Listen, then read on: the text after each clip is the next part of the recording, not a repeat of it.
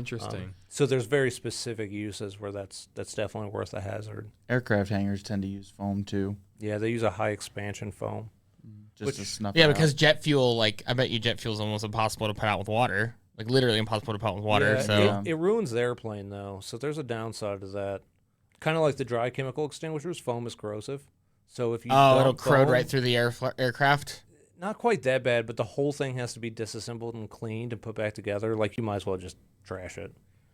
At what point does it become reasonable to just let stuff burn? Is there a point where Fireworks. Yeah. So this is No fire suppression in the fireworks store. Yeah, Not there where is. there is. right? Because I Yeah. imagine like if it's a single aircraft in one hangar, and you mentioned that the foam like destroys it. If it's just one hangar with a single aircraft, is it even worth fire suppressing, or do you just let it go and say, "Hey, sorry, it burned down, but like we So- cannot protect this"?